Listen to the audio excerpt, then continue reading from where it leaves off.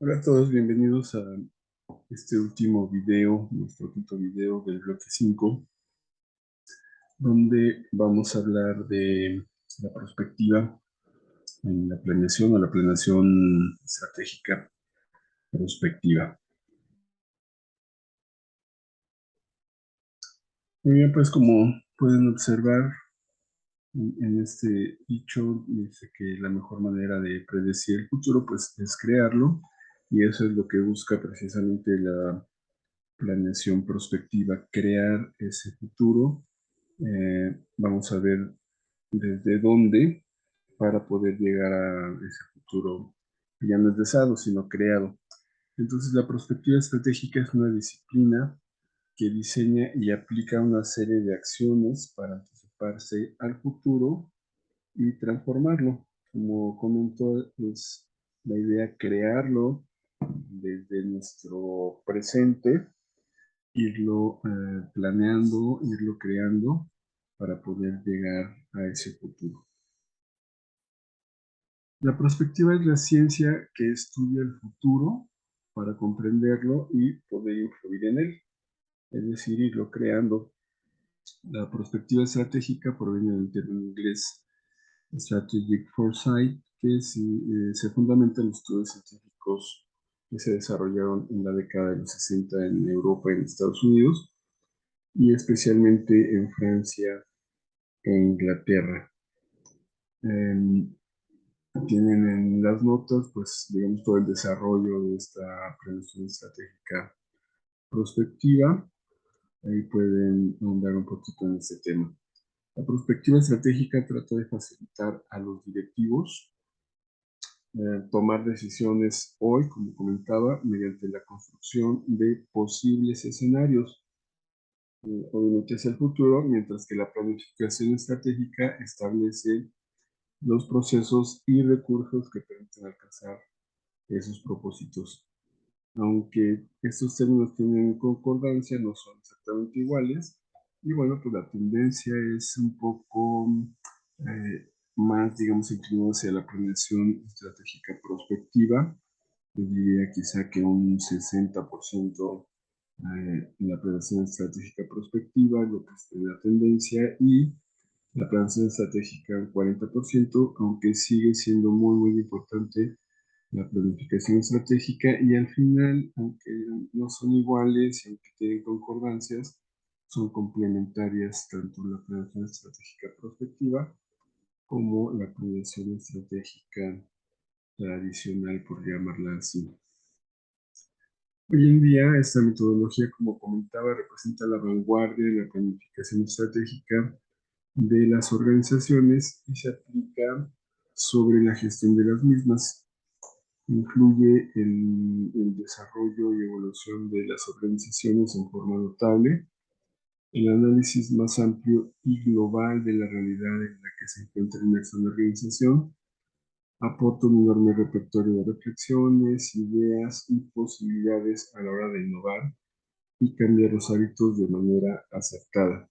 Eh, como ahí se puede establecer, tiene una serie de posibilidades, una serie de escenarios deseados que con la planeación estratégica se busca llegar a esos escenarios. Ya veremos algunos ejemplos y quizá podemos entender un poco más cuál es la perspectiva, cómo se crea ese futuro, cómo algunas empresas, algunos países no esperan a que se dé ese futuro, sino que lo crean, y creo que tendremos un par de ejemplos muy claros en este caso de la perspectiva.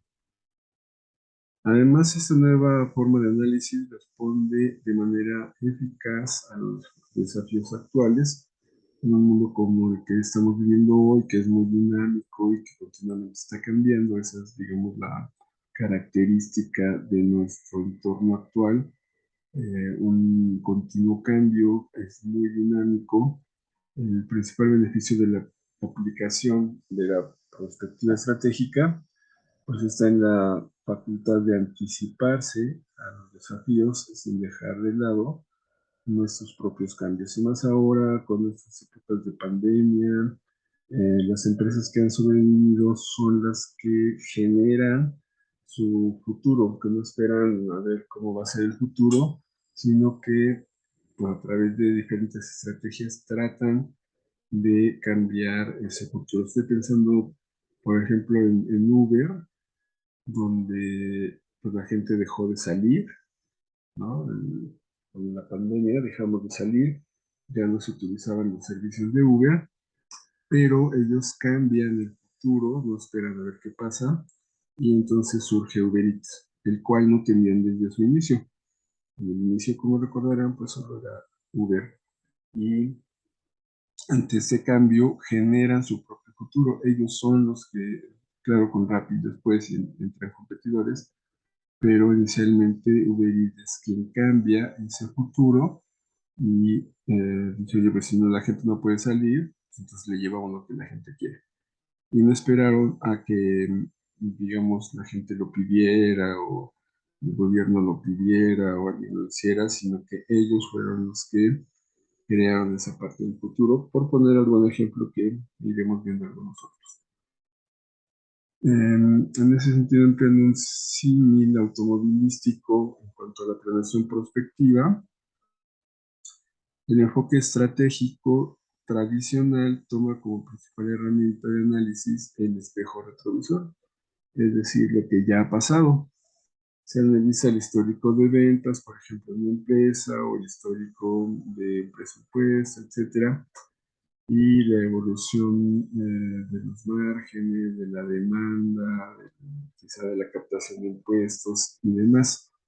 En el caso del planteamiento prospectivo, se utilizan las luces largas, por decirlo así, en lugar del retrovisor. Entonces, estas luces largas lo que buscamos es detectar y anticipar los peligros potenciales de las carreteras, que serían las adversidades de nuestros mercados y de nuestras organizaciones o para nuestras organizaciones, pudiendo de esa manera reaccionar a tiempo y tomar decisiones acerca de caminos alternativos para llegar a nuestro destino deseado, es decir, las oportunidades de crecimiento e innovación. Entonces, resumiendo esta pequeña analogía, el enfoque estratégico tradicional pues es un poquito lo que ya habíamos pasado. A lo mejor nos pasamos un tope muy rápido y con la perspectiva, pues como dice ahí, tenemos las luces largas, vemos el tope y cambiamos nos anticipamos para hacer algún cambio y no cruzar ese tope, por ejemplo.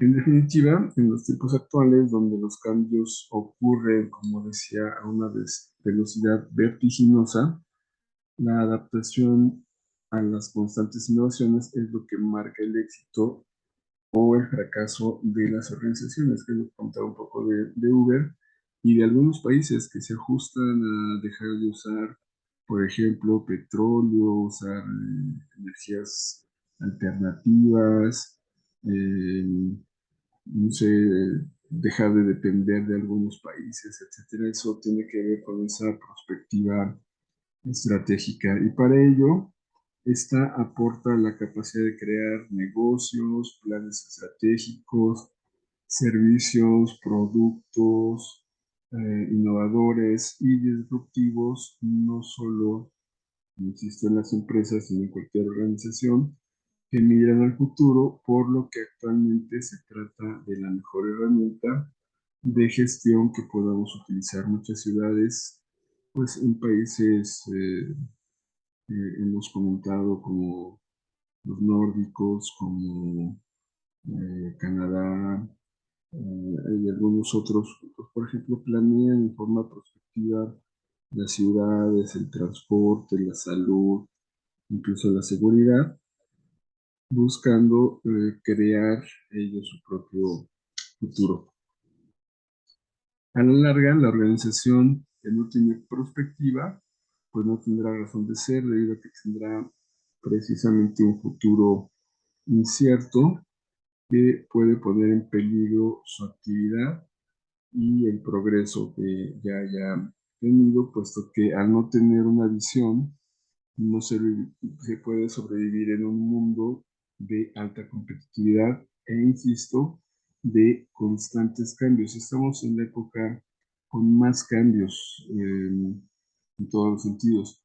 Para que se den una idea, en los años 1910, hace un siglo más o menos, se creaban alrededor de 6 o 7 productos al día, se inventaban algún producto.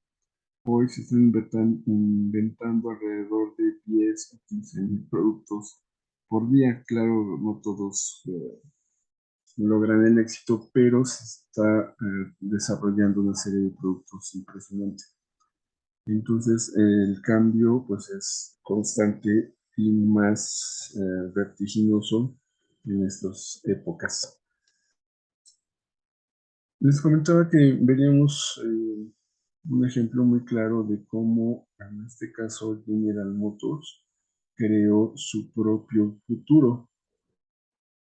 En los años 30, la industria del automóvil se encontraba con un obstáculo muy importante y sencillo para su crecimiento. No había carreteras, ¿no? Entonces, pues de nada servía tener en general un auto si no había por dónde moverlo. Los kilómetros de carretera eran muy escasos. Las carreteras apenas y eran financiadas por el gobierno federal. Recuerden que estamos hablando de los años 30 del siglo pasado, mucha terracería, todavía veníamos un poco de los caballos, ¿no? Recordando que, por ejemplo, en la Primera Guerra Mundial todavía se usaba la caballería y demás. Entonces, pues no había carreteras pavimentadas en Estados Unidos y los coches pues no podían estar circulando y los coches que había que circulaban en carreteras de terracería pues se descomponían muy rápido. Entonces lo que sucedió es que ante esta situación General Motors se encontraba con las reticencias de las administraciones de Estados Unidos para elaborar un programa de carreteras. Entonces, por estas razones, General Motors decidió dejar atrás, digamos, la parte del retrovisor y crear su propia visión del futuro para que la población fuera consciente de que su bienestar también pasaba por una inversión pública en infraestructuras. Y así gestó Futurama, que fue un espacio de 3.300 metros cuadrados en la Feria de Nueva York de 1939. Es nada más como al margen de esto, una feria que llamó Futurama precisamente, donde en ese año, antes de que empezara la Segunda Guerra Mundial, pues se llevaron una serie de eventos importantes para esa época a esta feria donde se pensaba precisamente en el futuro, refrigeradores y cosas nuevas para esa época fueron llevadas a esta feria. Regresando a la historia de General Motors, ahí se reflejaba cuál sería el futuro, poniendo de relieve la relevancia que tendría el uso del auto y por tanto la necesidad de que el gobierno invirtiera en carreteras para el desarrollo de la nación. Y esta idea fue un éxito y Futurama de General Motors se convirtió en el pabellón más visitado, más aplaudido de la feria. Y el resultado fue que en ese mismo año la Administración de Transporte envió su primer informe sobre un sistema de autopista para ser aprobado por el Congreso y en 1942 se inauguró la primera carretera de 2.300 kilómetros ya transitable para camiones. Entonces, ese fue como General Motors creó su propio futuro, es decir, y nadie se movía, pues ellos fueron los que se movieron para que pudiera llegar a ese futuro que deseaban, que era tener carreteras para poder hacer los coches, para poder venderlos. Esa era su visión de ese futuro. Y bueno, pues este caso, como comenté, el de Uber tampoco es el único. Hay varios empresas, países, como comentaba, que a través de la prospectiva analizaron escenarios futuros para anticiparse, para disminuir la incertidumbre, para influir, o incluso como en el caso de General Motors, para acelerar o crear un futuro mucho más favorable. Durante la Segunda Guerra Mundial, siguiendo con algunos ejemplos de cómo crear ese futuro a través de la prospectiva, durante la Segunda Guerra Mundial alguien dijo que si Estados Unidos decidía entrar en guerra, el objetivo era ganar la guerra, por supuesto. Hasta entonces, lo tradicional en términos militares había sido ganar batallas o ir ganando batallas para poder ganar la guerra. En ese momento se decidió que hay batallas que conviene perder. Es decir, se clarificó y se estableció que el objetivo era ganar la guerra. Y entonces el objetivo se subordinó a la estrategia, en este caso la estrategia militar. El nuevo criterio de ganar la guerra era cuestión de estrategia. Es decir, ahora se trataba de ganar la guerra y no las batallas. Y por tanto, como dice el párrafo anterior, convenía perder algunas de estas si con ello se permitía alcanzar el objetivo final. Pero además hubo otros cambios de reglas del juego. Por ejemplo, Estados Unidos no estaba en guerra, entraron posteriormente en el 41 cuando los atacaron los japoneses, si recuerdan, y no tenían un consejo de guerra, porque no estaban en guerra precisamente. ¿Cómo era ese consejo de guerra? Pues no se trata, como podríamos imaginar inicialmente, en un grupo de militares de alta jerarquía, como dice, con un montón de estrellitas y demás. Esos eran los consejos de guerra de la antigüedad. El Consejo de Estados Unidos de la Segunda Guerra Mundial, pues ya no fue así. Buscaban cambiar las reglas para tener una estrategia ya no militar, sino una estrategia general de cómo poder ganar esa guerra, no solo, digamos, con la parte militar, aunque es obvio que se gana con la parte militar, pero no solo con estrategias de tipo militar. Incluso le decía irónicamente que la guerra es algo demasiado importante para dejarla en manos de los militares. ¿Y qué hicieron? Bueno, pues cambiaron todo el paradigma de las reglas del juego.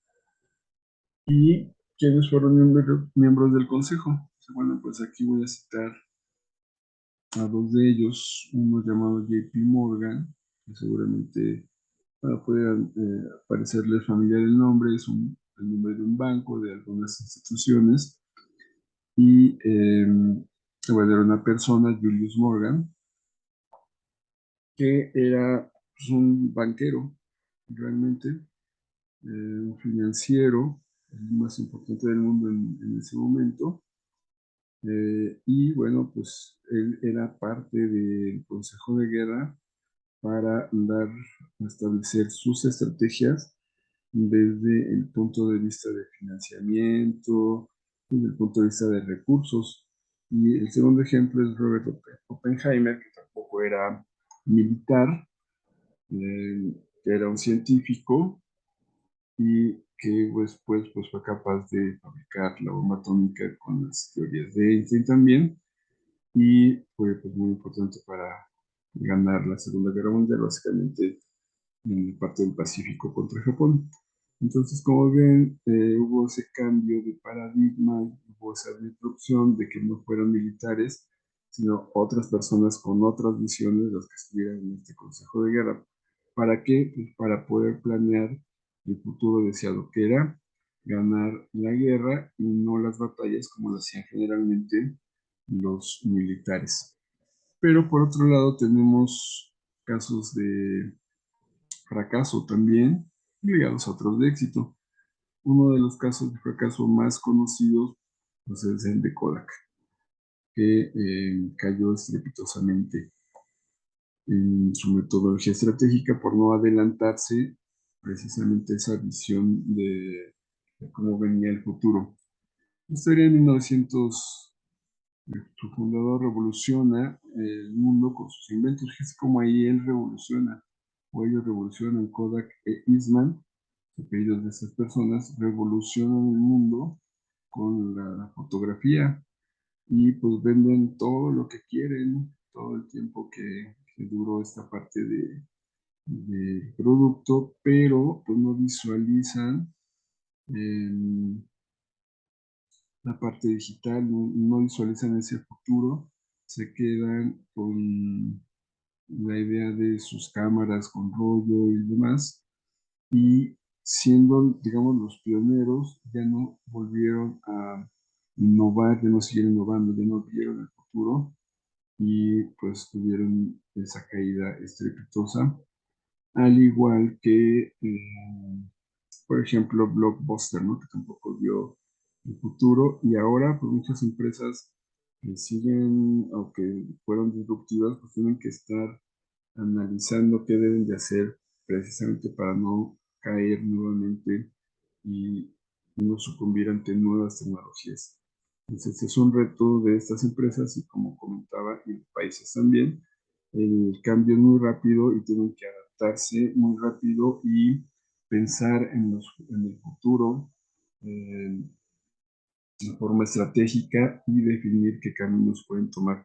Porque el mismo Netflix, el mismo Amazon, Google, tienen situaciones que deben de estar agregando valores a sus productos, deben estar pensando en nuevos servicios, etcétera, para poder mantenerse, porque vienen detrás muchas empresas pequeñas ahora, pero con un futuro bien definido, con nuevos productos que podrían afectar en forma importante a estos gigantes que son ahora. En el caso de Shell, bueno, pues es un caso de éxito, donde fueron bien planteados sus escenarios eh, y donde pues establecieron, vislumbraron, por ejemplo, la crisis del petróleo del 73, plantearon planes contingentes y han crecido y han sobrevivido en esta etapa.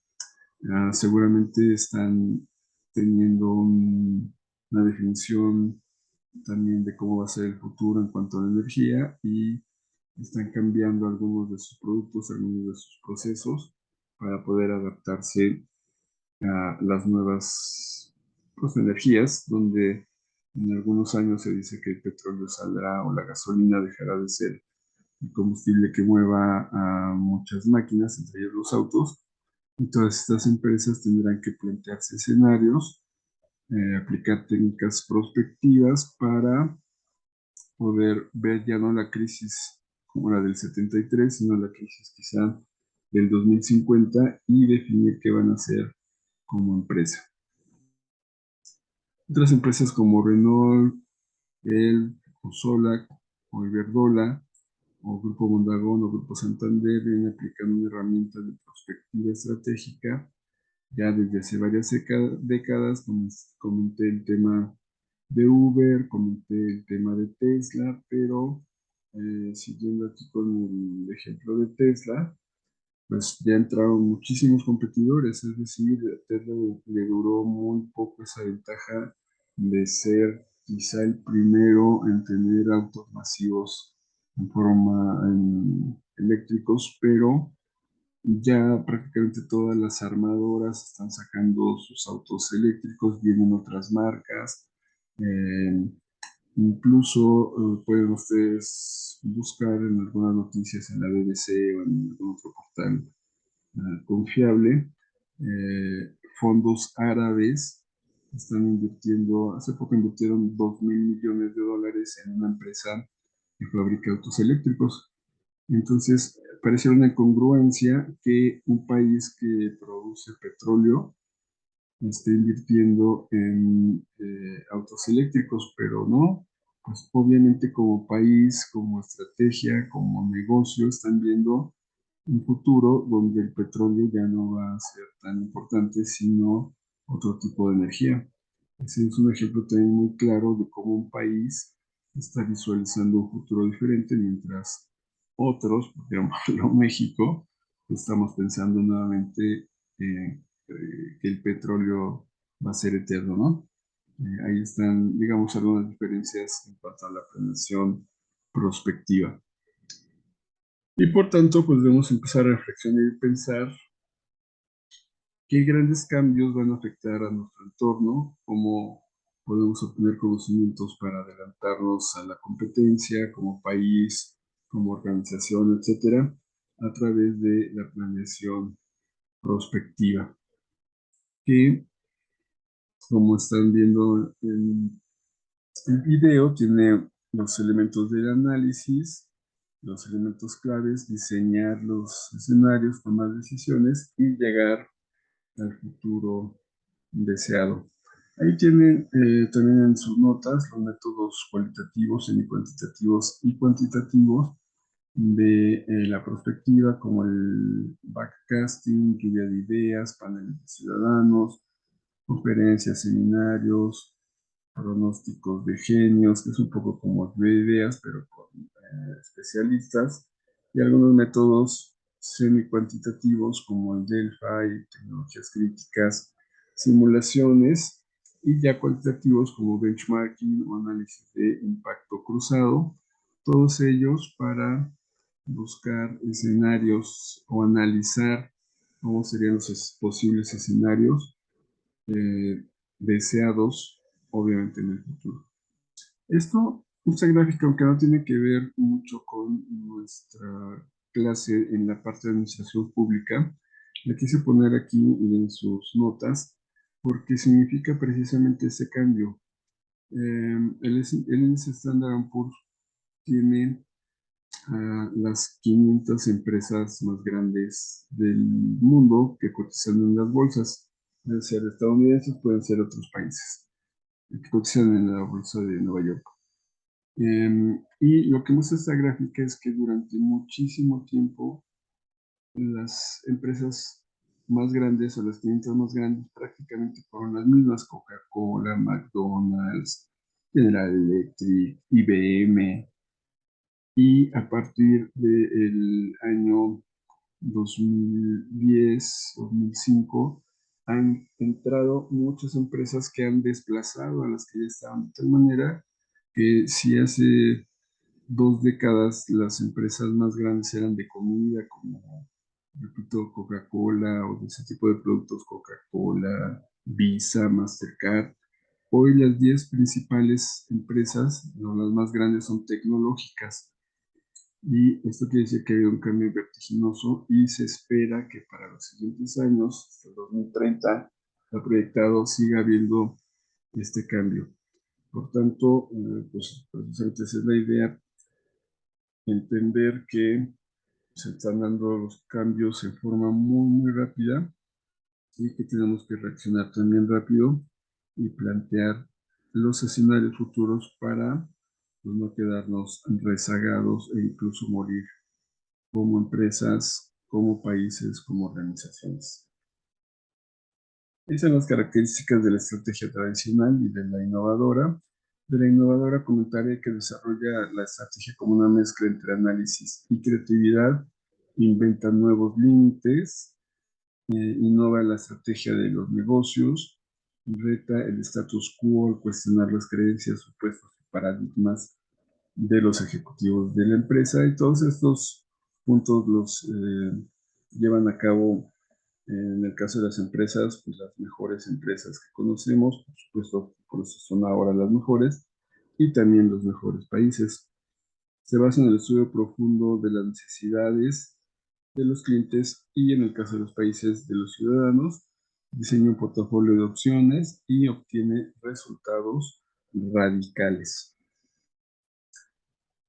En cuanto a la perspectiva específicamente en la parte de la administración pública, bueno, y también de América Latina y México, el Caribe, obviamente pasando por México, desde 2008 la CEPAL ha producido 3 importantes documentos donde se plantean los principales desafíos para cerrar las brechas que colocan a América Latina y el Caribe como la región más desigual del planeta. Estos desafíos plantean una agenda de temas a largo plazo y en la medida en que se produzca un cambio estructural, pues, se requiere un papel más activo del Estado para crear, para planear esas condiciones para cerrar esas brechas que son nuestro principal problema. En consecuencia, la planeación para el desarrollo vuelve a ser un papel muy importante en el diseño e implementación de las políticas públicas para lograr ese objetivo. La prospectiva juega un papel muy importante en el mundo contemporáneo para enriquecer las políticas de desarrollo y según la Comisión Europea, en general la prospectiva en términos de gestión pública debería de mejorar la planificación con sistemas complejos, contribuir a la preparación y formulación de políticas, fíjense cómo está el término, inspirar nuevas políticas, proporcionar nuevas ideas e identificar los principales retos de la sociedad futura y brindar insumos calificados de información y conocimiento para el desarrollo futuro y la planeación a largo plazo.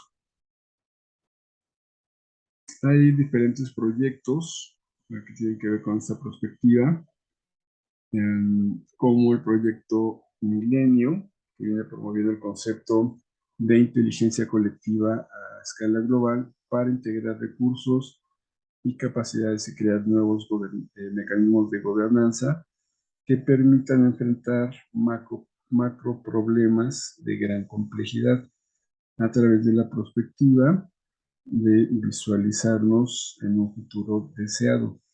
Por otra parte, algunos gobiernos como Francia buscan reestructurar sus principales organismos de planificación para incorporar al más alto nivel los servicios de prospectiva y estrategia. Entonces, pues obviamente se han dado cuenta que se necesita establecer eh, futuros deseados, diferentes escenarios para poder establecer estrategias y lograrlas. En América Latina y el Caribe se describen los logros en la construcción de visiones de desarrollo por los gobiernos de varios países. Y de acuerdo con el autor que hace el estudio, pues hay planes básicamente en todos los países de Latinoamérica. El problema no es hacer el plan, el problema es pues, llevarlo a cabo. Hay en Argentina, Brasil, Chile, Colombia, Costa Rica, que ya vimos, Guatemala, Ecuador, eh, Honduras, Jamaica, México, por supuesto, tenemos nuestra visión 2030, que ya se cambió, Paraguay, Perú, República Dominicana y Uruguay. Pero insisto, pues el papel ahí se queda. Lo importante es llevarlo a cabo y parte de esa estrategia es pues, hacerlo, no solamente dejarlo en el papel. En el papel podemos tener 50.000 planes, pero no estamos llevándolos a cabo, no hay una identidad, no hay una visión a largo plazo. En general, en México y en los países de América Latina y del Caribe. Y entonces, pues finalmente, pocos nos desarrollamos o ninguno de los países logra sus objetivos de desarrollo, de seguridad, de educación, etcétera. Y estamos así, pues, desde siempre. Entonces, ustedes que son las nuevas generaciones, pues deberán establecer bien, de forma clara, tratar de hacerlo los objetivos que como país queremos para poder lograrlo, tener diferentes escenarios, tener esa visión y hacerlo. Por todo lo anterior, en el mundo contemporáneo existe un amplio consenso acerca de la necesidad de que los gobiernos cuenten con sistemas de anticipación, es decir, la perspectiva, que permitan desarrollar la capacidad de hacer frente a cambios globales presentes y futuros esperados e inesperados. Fundamentalmente se busca elevar la calidad de la imaginación de las instituciones para responder ante los desafíos estructurales y ante situaciones que si bien son poco probables, serían de alto impacto para la sociedad si llegarán a ocurrir, es decir, estar listos para cualquier eventualidad y que afecte de la menor manera en nuestros países.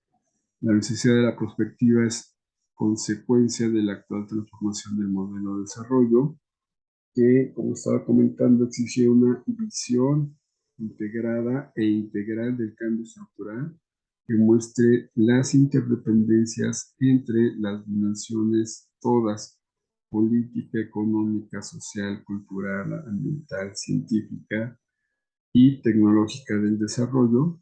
Y esto significa que es un campo multi, inter y transdisciplinario que permite poner en común las reflexiones que desde diferentes ángulos se hacen acerca de América Latina y el Caribe. Se necesita una reflexión estructurada y sistemática a largo plazo para emprender la transformación productiva de toda la región, promover un rol más activo del Estado, promover un nuevo patrón productivo basado en la innovación, cerrar las brechas sociales, afrontar las transformaciones del medio ambiente y las consecuencias del cambio climático, comprender las dinámicas culturales y reflexionar sobre las nuevas necesidades en las infraestructuras educativas y sociales a medida que se transforma la población y cambian sus formas de pensar y de vivir. Todo esto es un estudio realizado por la ONU a través de la CEPAL de cómo está esta prevención prospectiva en América Latina y el Caribe. Y cerrando un poco, diríamos que hay que conocer el pasado, hay que conocer el presente, pero hay que crear el futuro a través de la perspectiva. Y con esto los invito, esto también en sus notas, a revisar estos portales que establecen las megatendencias hacia el año 2030, una vez pasada la pandemia, cómo van a ser las tendencias, qué tendencias hay a nivel mundial para este 2030. Y puse la imagen de un avión que es un estado deseado de estas empresas que los fabrican, y pues vean cómo prácticamente van a poder o intentan transportar miles de personas a la mayor velocidad en el menor tiempo posible para resolver, digamos, esas necesidades precisamente de transporte masivo en tiempos cortos, pues básicamente entre continentes, por supuesto. Pero imaginen en ese futuro un viaje a Europa en 3, 4 horas, ¿no? Como ir a Guadalajara en auto, pero podríamos ir a Europa el fin de semana, digamos, ¿no? Eso es lo que está planteando en estas megatendencias, cómo podrá ser el futuro y cómo están deseando muchos países, organizaciones, empresas, personas llegar a ese futuro. Bueno, pues muchas gracias por su atención y participación en todo el curso, y ya no le puse continuará porque ustedes son los que continuarán. Que les vaya muy bien, mucho éxito en sus siguientes materias. No dejen la maestría hasta que la concluyan y pues yo sigo a sus órdenes para lo que requieran. Hasta pronto.